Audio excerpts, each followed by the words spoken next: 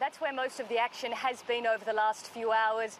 As you said, we have had storm surge, big waves crashing onto the coast there, up to a story high, flooding the bottom of houses and streets across the barrier islands. They're the low-lying sandy islands that flank the entire coast of North Carolina. Also, there's been a lot of evacuations of people, rescue efforts taking place in New Bern. That's just up the coast from Wilmington, only about 30 kilometres away from where we are at the moment. People have been rescued from houses, from hotels. People had sought shelter in hotels, and it turns out some of those hotels didn't have enough structural integrity to handle the storm. The winds haven't been as strong as had been expected a few days ago. That's because the hurricane has been downgraded to a Category 1, winds of around 150 kilometres an hour, but the big concern remains the inland flooding. So that's exactly where you are, further inland, where the concern is. When could that start?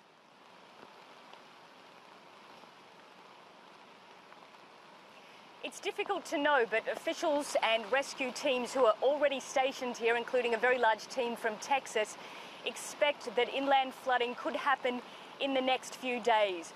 Only in the last half an hour to 1 hour has the rain really started to pour down here. As you can see, right behind me is the Neuse River, and it's this river that is fast rising in New Bern, where people are being rescued. So as those sort of rising waters make their way here, the expectation is that it could break the banks, that this area would be flooded, this town, potentially much of the agricultural land inland. So that has been one of the real concerns for people in North Carolina and many of the other states.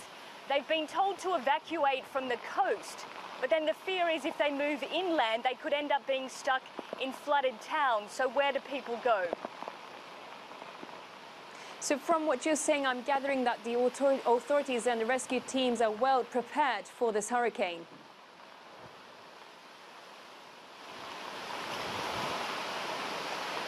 They say that they're well prepared. People have had many days of warning. We know that over 1 million people did flee from that coastal region. We saw those dramatic pictures in South Carolina where authorities had turned a 6-lane highway into a one-way, heading only one way, and that was away from the coast inland. Over the last few days, we've seen people stocking up on food, on fuel, on generators, whatever they think they could end up needing to get them through the next few days. And as we heard from you earlier, already almost 500,000 people are without electricity. It could be days and in some areas weeks until that is restored, so people know they could have a long wait ahead of them. Officials have been saying for the last few days we could end up with more than 3 million people out of power.